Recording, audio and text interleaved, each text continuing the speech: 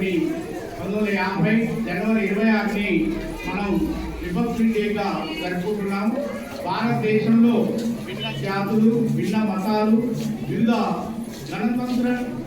గణతంత్ర దినోత్సవానికి అందరూ కూడా ఒకే శక్తిగా ఉండాలని దేశంలోని ప్రజలందరూ కూడా మరి భిన్నత్వంలో ఏకత్వంగా కలిసి ఉండడానికి మనం మన రాజ్యాంగంలో ప్రాథమిక హక్కుల్ని ఏర్పాటు చేసుకొని ఇవాళ మనం స్వేచ్ఛను అనుభవిస్తున్నామంటే దాదాపు 200 సంవత్సరాల కాలం పాటు బ్రిటిష్ వాళ్ళు మనం పరిపాలించి మనం అనేక విధాలుగా వాళ్ళకి బానిసలుగా ఉండి మన పరిపాలన మనం చేపట్టడానికి రాజ్యాంగం ద్వారా మనకి కల్పించినటువంటి హక్కుల్ని ప్రతి ఒక్క మరి ఈ రాజ్యాంగాన్ని ఏర్పరచుకున్న తర్వాత మనం భారతదేశంలో ఉన్న ఈ రిపబ్లిక్ డేకు మరి భారతదేశంలో ఉన్నటువంటి వివిధ జాతులైతేంది, మతాలైతేంది, కులాలైతేంది అందరూ ఒకటి, అందరికీ సమానమైనటువంటి హక్కుల్ని కల్పించినటువంటి ఈ రాజ్యాంగాన్ని అందరూ గౌరవించాలి.